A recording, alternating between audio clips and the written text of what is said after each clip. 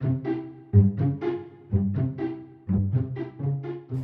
everyone, hi, welcome back. Hi guys. I'm so happy to be sitting down with you.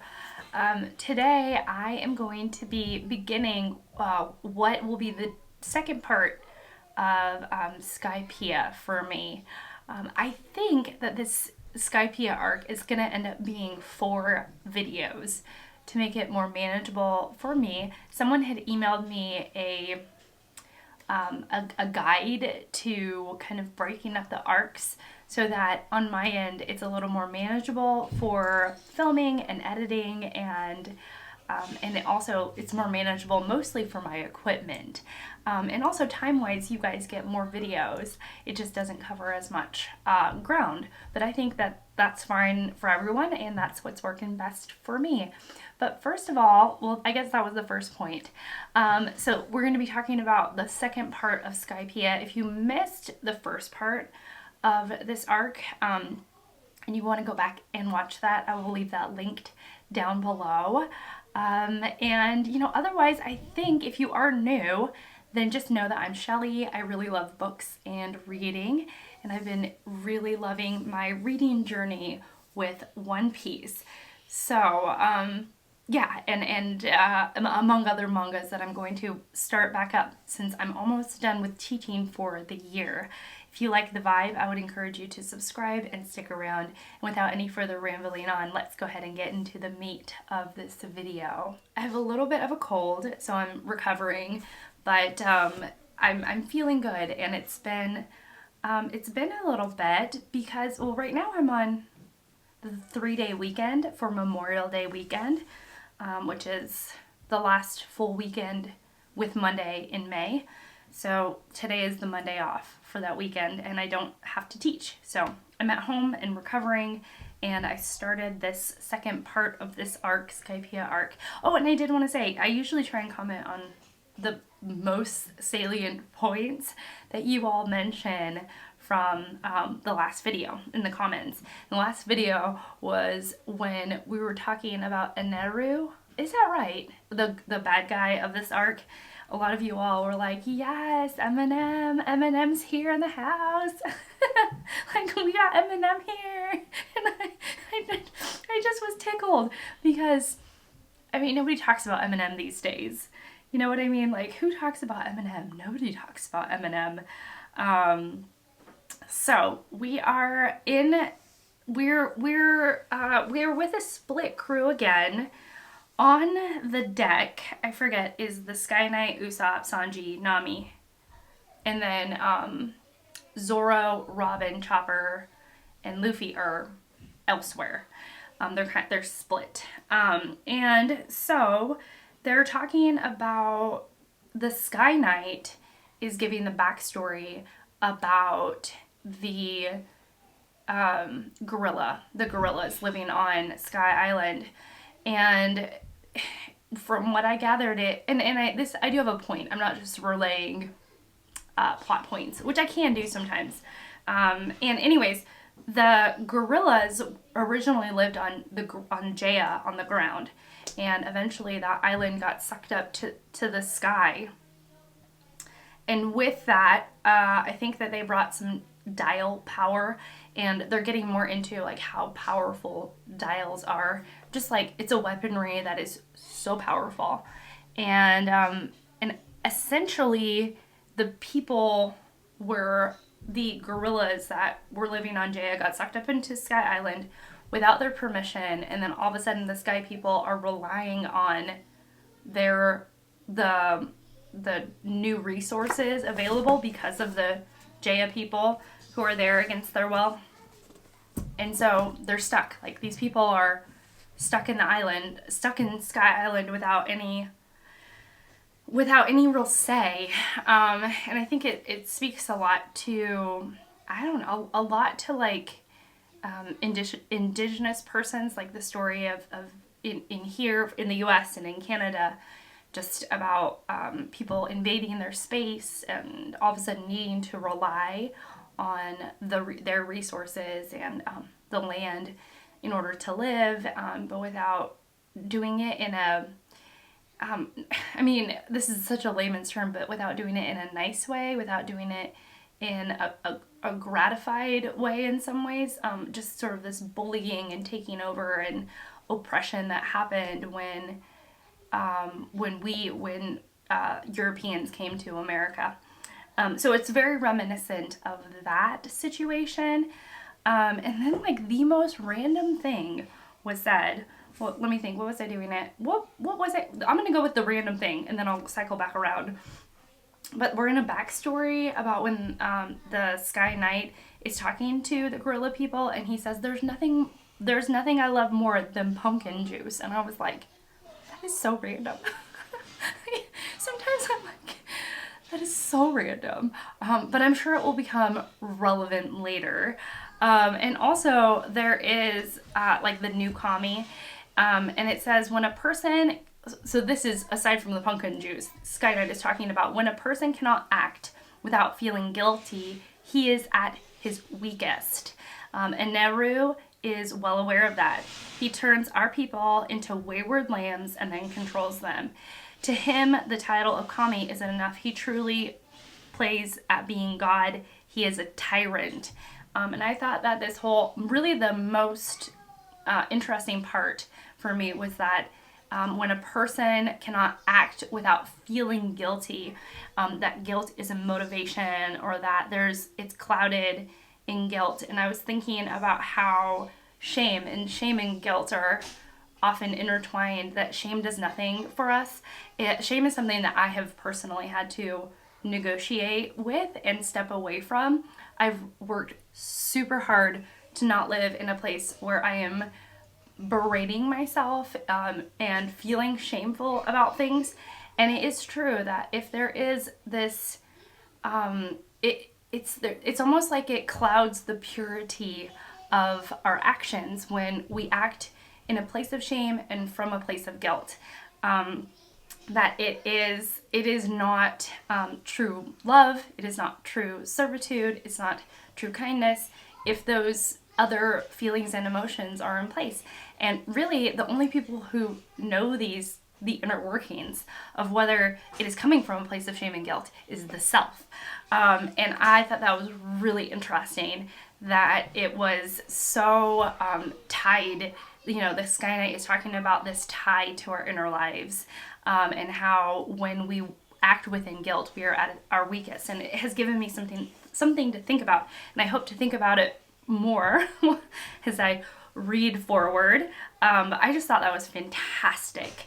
And then we're kind of getting into, I think, what is going to be the meat of this arc, and it's that Enel, the new kami, is basically gamifying this fight that's going down between the soldiers and the sea people, which is Luffy and all of them, and then the vassals and the indigenous, the gorillas.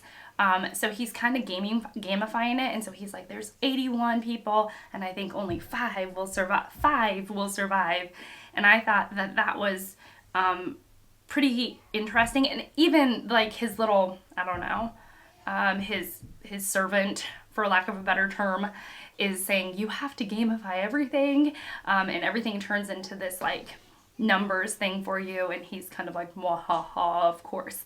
And I was like, oh, cool. And so then we're starting to get a count, kind of like the last arc, I think it was. But yeah, we're getting like a countdown. So he, one of, I think the vassals is killed, and so it's like 1 down, 80 to go. So we're gonna see how many actually survive.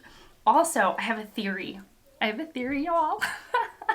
I mean, I'll probably find out by the end of this arc, but at least you'll know my thoughts before I move forward. The theory is that what is it called?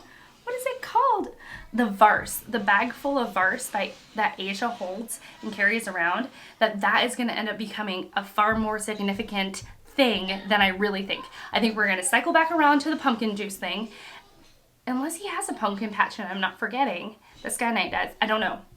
I'm not sure. So I think we're going to cycle back around to the pumpkin juice, and I think that the varse that Asia is carrying is going to be far more important than we even realize. So very excited, very, very excited. And I'm excited to see what our how our straw hats are going to play a role in this whole arc. They're great. I don't know, every time we're with them and they have their banter and they're enjoying one another and arguing even, I'm like, we are home. We're in the One Piece home. So I'll be back. I'm back again. Okay, so now I understand why it was so significant that Enel, when he put up the 5 people are gonna survive or gonna live, the reason why that was so significant is because he has the mantra, the foresight, the like he can see into the future, and I guess that is what gives him a lot of power.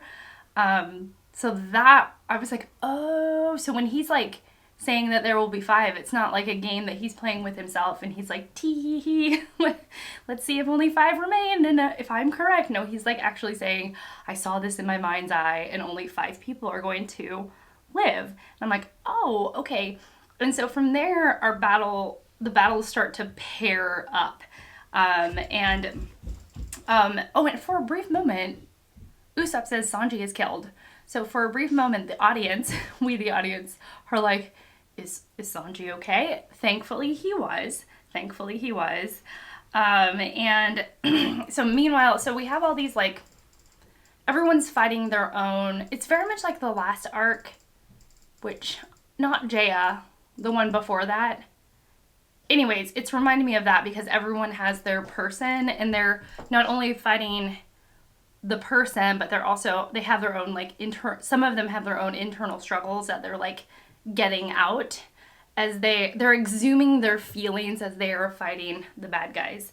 So Luffy ends up fighting the main, I forget his name, the main gorilla person, and he ends up falling into like this cave, and he ends up in this like the ruins, what I think are the ruins probably, and I'm wondering if the gold is going to be in there. Of course Luffy only cares about like the taste of gold soup. Chopper has his own fight. I don't know if Chopper has had his own fight yet. My memory may not be the best right now. Anyways, so he ends up saving one of the bad guys' life, and I thought that's so indicative of a Straw Hat. You know, they're always showing grace and mercy when needed. And also, he ends up winning the battle. And his battle was interesting. He was against one of the vassals who uses almost like dial goo to trap his components. And the more you move, the more the goo will trap you. Almost like getting stuck inside a big ball of gum. And so when he wins, then Chopper has I'm a real boy moment by saying, I'm a real pirate, which is great. And he's always, I think in a lot of ways, trying to prove himself. He and Usopp have that in common. They're always trying to prove that they are really Straw Hats, that they are meant to be there. They have the power of the pirate. I want to know how you are imagining Enel. I feel like he is like pretty chill. He is not angry. He's not braggadocious. He almost seems like an evil monk or something, because he has this grandiose deity, but he also like exudes like ultimate power. And so, he's like, give it your best shot, whatever. You will learn how futile it is to defy a god. So he really is believing that he is some sort of god. And then he's like, I am lightning. So he starts fighting warrior Kamakiri. When he's fighting Kamakiri, he is, he's like, I am lightning. Like, I am like all powerful. I am a god. And there is a part of me that's like, who made you that way? Who said that you were? Like, did you just say you were? Like, who's giving you that authority? Like, that's me being snarky, wondering, where does this pride and this deity come from? Like, why? So let me share with you, this is like exactly what I was saying. So it says, since ancient times, men have always taken their fear to the unknown and called it an act of God. So we've talked on this channel and about One Piece about providence and acts of God, and is it God or is it just chance that the lightning hit Luffy when he was about to die at the hands of Buggy, like what was that moment, like what is it really? And then he goes on to say, anything they couldn't control was considered divine providence. I am that providence. Like, that is a really omnipotent thing to say. Like, that is really making yourself a god. And I'm like, where did you get that authority? Meanwhile, I thought another wise moment was when Robin is in her own fight, and she says they're talking about the past, and her opponent is talking about how you seem to have more reverence and respect for these ruins than anything else. Like, what a fool you are, sort of talking down to her beliefs. And then she says, fools who don't respect the past are doomed to repeat it, which is something that we've definitely heard before. But it was really interesting coming from her, especially since she has this archaeological background and this reverence for history. And she's just like, you're the one that's actually foolish. You're the one who, because you don't have a reverence for the past, because you're not learning about the past to prevent the mistakes of the past in the future, you are sort of stuck and doomed to repeat it. And then we find out that Asia, the little girl, she also has this mantra power, and she can feel everybody on the island, and she can feel that they're in pairs. She was saying that if there was a group of 4, she would be able to feel it. So she's deeply connected to, maybe that's where Enel gets his godlike deity, because maybe he's like super connected to the earth, and that gives him power, and that gives him the mantra. Maybe disrupting that connection will disrupt his power, because she's really into collecting dirt and special items that are from the ground, really. She collects them as her treasures, and so now I'm wondering if her reverence for the earth gives her power, and if Enel is doing that, but he has turned that power into a deity. So many thoughts. Okay, that's it for this check-in. I'm back with the conclusion of this segment. I read through chapter 273, and my first note is about this.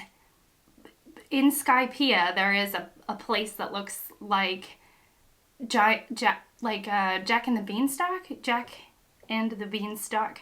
It looks like ruins up on top of a cloud that's being balanced on some sort of vine. And I think it's definitely a nod to Jack and the Beanstalk, because they call it the Beanstalk Giant Jack. I think they call it Giant Jack. So I was like, definitely a nod to that fairy tale, which, maybe you all know, but I think that's by Hans Christian Andersen, but I don't know. The Brothers Grimm? I really don't know. I need to look it up, but I don't have my phone around me. I just have my notes. And then my next thing was that there's in the Iron Challenge, the guy who's running the Iron Challenge, his name is Ohm. He said that he's like, I'm mourning human frailty. Humans are so weak, yet why do they keep destroying each other in battle? They were born hoping for happiness and destroy each other in their pursuit of it, which is pretty deep, to be honest with you. And true, like in so many, I have this catalog of things where, even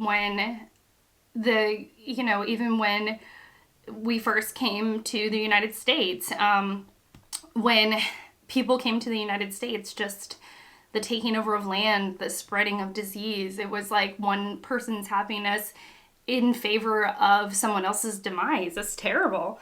And then he goes on to say, but if that's true, if that's true, they would be better off not fighting. No one can escape human nature, pity, but there is one path to salvation. He's like, they must all die. And I was like, wow, we are really we're into some bleak, sad places right now. And he's doing this diatribe in front of Chopper, who is like probably the best foil for this speech because he's so sort of sweet and takes these kinds of things seriously. And, you know, and all of that. So I was like, oh my gosh, you know, I think he's having a bit of an existential crisis in his heart. And then later on, my next note is about, one of the gorilla women. I don't actually know her name, but it's, Kamakiri, who it's like his maybe girlfriend. I don't know. But she talks about the rumble fruit is the most powerful devil fruit. And I was like, and it says Enel has its powers. I was like, what is the rumble fruit? Like what could that allude to? And I was like, we all know that he can see the future. He predicts the future. He's sort of like a demagogue, or godlike figure. But I don't know what rumble fruit is. Maybe he has the power to like make earthquakes, but see, I don't know, I feel like that is too straightforward. So we shall see. The person I think growing the most in my estimation in this arc is Zoro. And I feel like I say that in all the arcs. I'm like, I don't know, like, why do I ever doubt Zoro? He's so great. And it says, do you seek revenge now? Which is done by, I think he says that to him. And he says, I don't like to fight with a motive, but I can feel one coming on. And I was like, oh. And I think this goes back to like when he realized that connecting with others and connecting to the earth and like being one with everything, when you're don't have the clutter of the mind, you know, sort of driving your decision making, that you have this like a purer, more intentional like battle perhaps.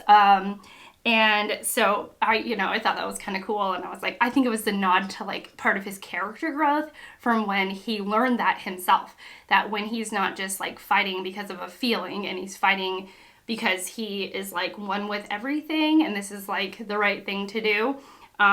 It's just different, right? And then the character that I found wonderful was this dog. I don't know, the dog is just, oh, Chow Chow. He reminds me of a bigger Chow Chow, like a big version of Chow. Maybe that's why I like him. But he's just so random. And actually that leads me to the other random thing. I found all of the ginormous creatures very random. So this dog, what is it? Holly. Holly is like this huge, like huge dog, like Clifford the Big Red Dog type of huge. And then you have this massive snake. And I don't know, the big oversized creatures give it both a prehistoric feeling and a very whimsical feeling. And together it really works for this arc. I think the biggest surprise and the biggest reveal so far is the fact that this whole time when Luffy was in a cave, he's actually in the body of the snake. Like I really don't know how it happened. I'll have to like go back and see, but yeah, he's like in the innards of the snake. So he and Nami and the little girl Asia and the bird, let's see, and the Sky Knight, they all get stuck in the inside of the snake.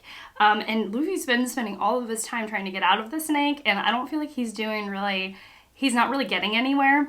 And I was wondering if maybe the snake and Enel have a connection. I mean, maybe not, but I was like, maybe there's some sort of connection there because the snake seems really invincible, and so does Enel. He's really powerful. Like I think one of the gorilla people shot at Enel, and the bullets just like not bounced off of him, but they just were like absorbed by him, or like he was steel-like. And then the first opportunity after we find out that Luffy's in a snake, inside the snake, and Nami is trying to tell Luffy about being inside the snake, that she immediately like he doesn't get it, you know, very Luffy, very very Luffy. Like he's just like, wow, you're telling me you're inside the snake, we're inside the snake's belly. No, he said, oh, I see. Well, it must have been rough getting eaten by a snake. And she's like, what you, I think that I like it partly because it's back to that like sibling Calvin and Hobbes-esque connection, but I also like it because I think that these sort of unintelligent remarks, I think that the readers can get annoyed of it, but we see Nami sort of living out our reaction or some of our reactions to Luffy, and it's like satisfying seeing someone else react in the way that like we react to Luffy. But it's also, it was a good gag, and I really, really liked it. As I may have mentioned before, someone helped me out with like good stopping points in these check-ins, and it's working to have shorter check-ins. The videos feel less daunting, and I feel less daunted by them, which is always nice. And it stops at like the perfect point. And believe me, I did not read on, and I wanted to. So, of course, we know that Enel like made this prediction that there would only be 5 people left. And I feel like he was counting people who were swallowed by the snake, and then they get regurgitated. I don't know. I don't know how his count exactly is in Naru, but overall, he makes this prediction, and the reason why it's so impactful is because he can predict the future. And then he sort of looks around, and the 3-hour time limit which he gave for his prediction is almost up, and there are 6 people remaining. And so he kind of says, like, you know, one of you, let's see, who shall disappear? Will you fight among yourselves, or shall I obliterate one of you? Because as this godlike person, he wants his prophecy to come true. And I guess, you know, it's like his self-investment with a prophecy. So it's like, even if he sort of has to make it happen or force it to happen, it's better than being wrong, which is interesting. I'm gonna have to chew on that. Is it better to force something to happen or just to face the fact that you're wrong? Well, we all know that maybe we should look to the evil person in this all, that forcing something to happen even when it's not supposed to be that way is really not the best thing. But then he said, then everyone around him. So we have several people. He's like, they point their weapons at him. The Sky Knight, Zoro, Robin, and then our main, I forget his name, gorilla person. I forget his name. I do know it. Let me see. Wiper? Is it Wiper? That he's pointing, you know, his bazooka actually at Enel. Yeah, he's got this like this firearm. It looks like a bazooka from what I know of weapons, and I know nothing of weapons. Anyways, they're all like pointing their weapons of choice at Enel, and then he says, a bad choice. And I was like, that's ominous. That is ominous. So I don't know where we're gonna go from here. I'm ready for the final battle. So far I've slotted, I have like, the way that the schedule and the chapters are playing out, that I would have 2 more videos before the end of Skypiea, but I guess we'll just see. I might just get too excited and read the last 2 sections, which is about 40 chapters. I might read them and just make one video from it all.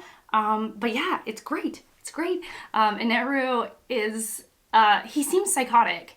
Other people, their motives are very clear. Like, their motives are power and wealth and stuff and their own egos and manipulation and all of that. But Enel just seems crazy to me. Like, he seems out of his mind. He seems like someone, like we're dealing with a legit person who doesn't, just seems wildly just not there, like in a state of psychosis, and is thus making decisions based on like non-reality.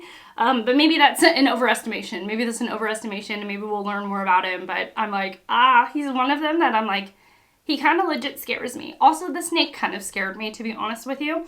The snake was like an enormous snake, just kind of, I can't do it. Yeah. Anyhow, that's it for me. So join me for the next installment of Skypiea. Hopefully it will come faster than between these last 2 videos, because I'm on spring break. I'm on summer break now from teaching, and I'm so excited. And if you stay to the very end, then here's a little tip. I have access to the first 3 volumes of Vinland Saga. Vinland Saga. And I'm running a historical fiction readathon right now, and I might start it. I don't know. What do you all think? I might start it, and that would be really cool to start that. But I only have access to the first 3 volumes, and then I think I have to start buying them from there, which could get expensive, but I'll figure that out as I go along. Anyhow, if I like it, you know, all this stuff. But anyways, that's a little tidbit from me to you. That's it from me. So I'm gonna stop nerding out. Thank you so much for watching, and thank you so much for being here and spending this time with me. I really appreciate it, and I will see you all in my next one. Bye.